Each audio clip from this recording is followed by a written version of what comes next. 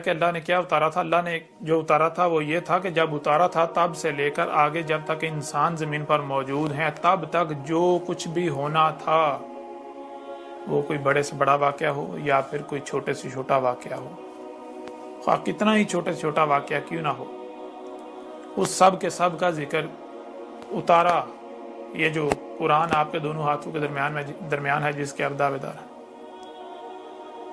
یعنی اگر آج اس وقت جو کچھ بھی ہو رہا ہے، مثال کے طور پر آج ایک بہت بڑا واقعہ ہو رہا ہے، میں اللہ کا رسول احمد عیسیٰ موجود ہوں، حق ہر لحاظ سے کھول کھول کر واضح کر رہا ہوں، اللہ کی آیات کو بیان کر رہا ہوں، کھول کھول کے واضح کر رہا ہوں، اور پھر میرے مقابلے پر جو میرا قذف کیا جا رہا ہے، میرا کفر و قذف کیا جا رہا ہے، میرے خلاف جو محاذ کھولا گیا ہوا ہے، یہ کوئی چھوٹا واقعہ ہے؟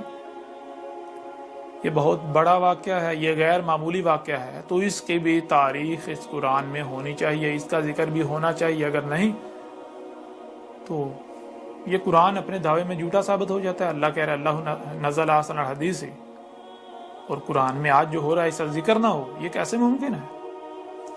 اور پھر حیران کن طور پر یہی بات آج سے 14 صدیاں قبل محمد علیہ السلام نے بھی کہی تھی، یہی بات آج سے 14 صدیاں قبل اس وقت اللہ کے رسول محمد نے بھی کہی تھی۔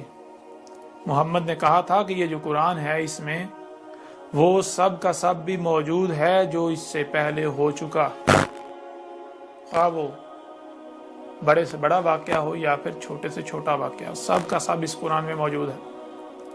اور پھر کہا اس قرآن میں وہ سب کا سب بھی موجود ہے جو اس وقت ہو رہا ہے، اور پھر یہی نہیں، مزید آگے کہا کہ اس قرآن میں وہ سب کا سب بھی موجود ہے، اس سب کے سب کا ذکر ہے جو آگے الساعت کے قیام تک ہونا ہے، جو آگے ہونا ہے۔ تو جب محمد علیہ السلام نے یہ کہا تو آج تک آپ کے کسی عالم نے، یہ جو انسانیت کی رہنمائی کے دعوے دار ہیں، کسی نے یہ بات آپ کے سامنے رکھی؟ اگر نہیں رکھی تو پھر اب بتائیں کہ منکر قرآن کون ہے، میں یا آپ لوگ، میں یا آپ کے یہ ملاٹے جن کو آپ اپنا رہنما سمجھتے ہیں؟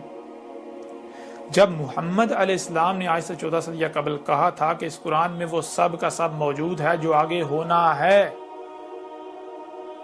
تو پھر آج تک آپ کو نظر کیوں نہیں آیا؟ اور آج جب آپ کے اوپر کھول کھول کر واضح کیا جا رہا ہے تو آپ تسلیم کرنے کے بجائے کفر کر رہے ہیں، کذب کر رہے ہیں، وہ بھی محمد کے نام پر۔ اتنا بڑا بہتان، اتنا بڑا الزام اللہ کے رسول محمد پر عائد کر رہے ہیں۔ بہرحال اسی طرح آج کچھ ایسے علماء ہیں جن کو عربوں کی زبان میں نبیین کہا جاتا ہے۔ نبی آگے چل کر واضح ہو جائے گا کہ نبی کا معنی کیا ہے، رسول کا معنی کیا ہے، سب واضح ہو جائے گا۔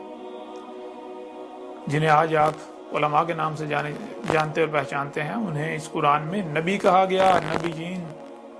تو آج جو نبیین موجود ہیں جنہیں علماء کے نام سے جانا اور پہچانا جاتا ہے، ان میں سے کچھ ایسی شخصیات ہیں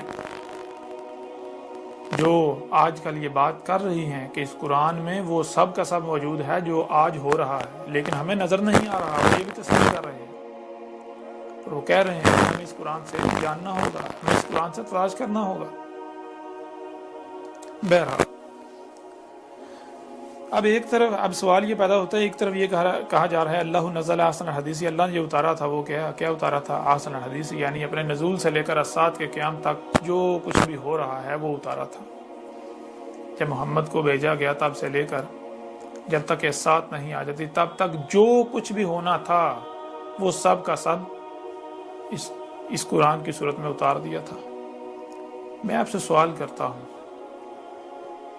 کہ ذرا آج سے اپنے آپ کو 500-600 سال یا 1000 سال پیچھے لے کے جائیں، 1000 سال، اور اس دور کا آج کے دور کے ساتھ موازنہ کریں۔ آج یہ جو غیر معمولی مشینیں ہیں، ایجادات ہیں، آلات ہیں، یہ ترقی کے نام پر جو کچھ کیا جا رہا ہے، پہاڑوں کو پھاڑا جا رہا ہے، زمین کو پھاڑا جا رہا ہے، زمین کے خزانے نکالے جا رہے ہیں، اللہ کے غیب سے کفر کیا جا رہا ہے، یہ جو کچھ بھی کیا جا رہا ہے، کیا یہ معمولی امور ہیں؟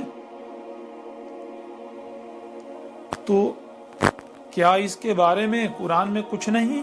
اگر قرآن میں ہے تو پھر آئیں میدان میں ہمیں بھی بتائیں۔ بتائیں کون کذاب ہے اور کون سچا ہے؟ محمد علیہ السلام نے کہا تھا کہ اس قرآن میں وہ سب کا سب موجود ہے جو آگے ہونا ہے، تو آج تک کسی نے دکھایا؟ اور آج جب دکھایا جا رہا ہے تو آپ کیا کر رہے ہیں؟